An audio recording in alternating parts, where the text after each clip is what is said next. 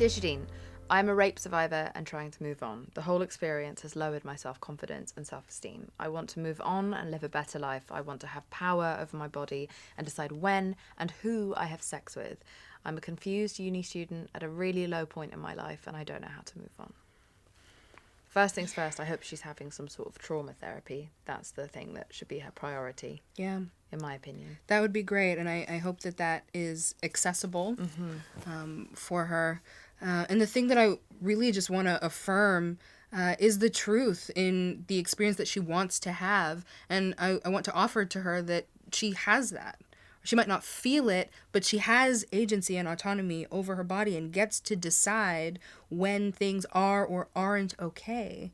And to be able to practice that, even if you don't believe it at first, but to move through the world, not to fake it until you make it, but stepping into that experience, trying it on, believing that I'm at least at the beginning stages of that, even if I haven't mastered it yet, because agency is a skill. Negotiation and setting boundaries and advocating for my needs are skills that even if she's feeling unsure in the beginning, just being able to allow herself to practice that. Practice saying no to things. Practice saying yes to things, because often when we've encountered trauma, we stop saying yes, right? That we stop pursuing the things that feel good. We stop pursuing the things that we want.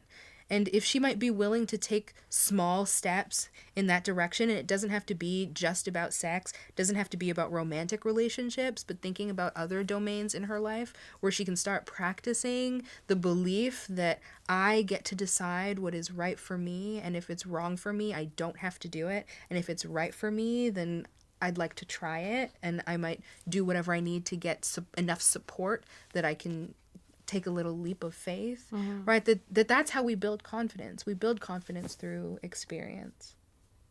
This one is something that I've heard many times, and I'm really curious to see what you have to say about it. Dear Shadeen, I gained 15 kilograms in the last 5 years, so that's like 30 pounds roughly, and I'm now feeling really insecure about my body. I have sex with my man once every 6 months or so. I'm only 26, but I feel so bad about it. I don't feel good showing my body and being intimate, even though I trust my man. He once told me 2 years ago that he wasn't happy that I wasn't losing weight, and he's apologized since, but I think it's still in my head. Do you have any advice? Yeah, so those comments that we might make in passing or in the heat of an argument or sometimes just carelessly can really, really stick. So for anyone like in a relationship, I really encourage them to be really intentional about their words, because we can really cause a lot of harm without meaning to, or sometimes meaning to, and that's not cool. But for this person who's looking for advice, some of it really will be about her just being able to claim the body that she's in. We live in such a fat-phobic culture, and I don't know if that's a term that she would identify with, if she's feeling fat and that has a negative connotation for her, right? That sometimes being at a larger size is actually a healthier weight for our bodies.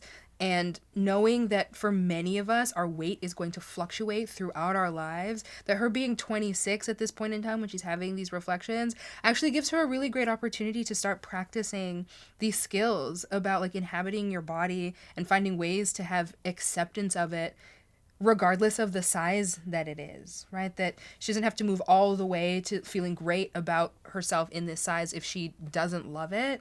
But being able to accept herself as still a sexual being, even if she is a larger size than she's accustomed to, will be really important. And so for her to do things that remind her that she is sexual and that she is sexually deserving will be really important for her to kind of walk back whatever kind of shaming messages that she's encountering. And so I encourage folks to start paying attention to people in the space who are really body positive and sex positive at the same time. So people who feel comfortable sharing and showing their bodies, and it doesn't mean that she has to emulate that, but even getting those kinds of messages to know that like you can be sexy at every size. It sounds like her partner is probably still desiring of her. Right? She didn't mention that, like, oh, he's not interested in sex with me. So if there's anything that her partner could do to affirm that he's still interested, that he still, wants her regardless of how she might be feeling at baseline, right, can help her feel at least more sure of herself, that she's not taking as far of a leap into vulnerability if she tries something out.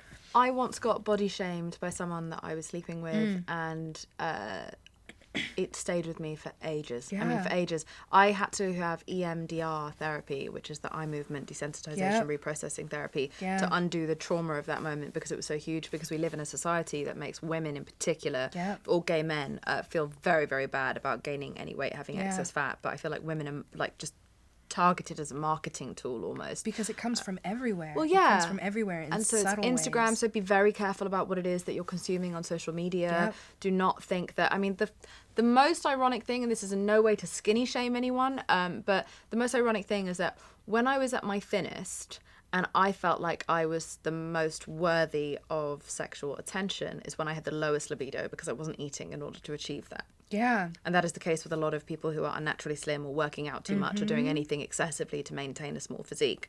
And funnily enough, that when I'm bigger, when I'm eating and I'm taking more actual care intuitively with my body, is when I have a sex drive.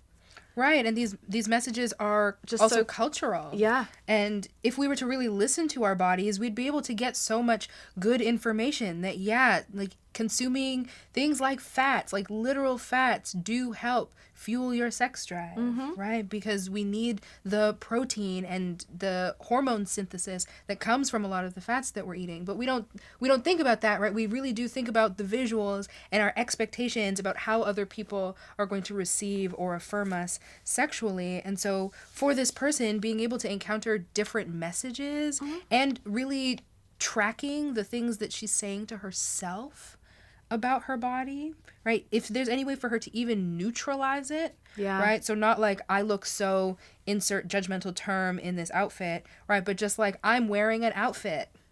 That's what I do, because I've had an eating disorder for like 20 years. I don't now currently, but I've had to only practice body neutrality, because I can't do body acceptance, rather. Like, I can't do that. I love my body. Oh, I'm so sexy. Like, I want to be Lizzo, but I can't be Lizzo. Yeah. And so we can't all be Lizzo. We want to be, but we can't. Don't we all? And so I instead am just like, well, this is my body, and this is what I'm working with. Yeah. So I'm gonna have to work it. Yeah. If this is the body that I live in and I want to have sex, then this is a sexual body. Yeah. Exactly. Ugh, I love you.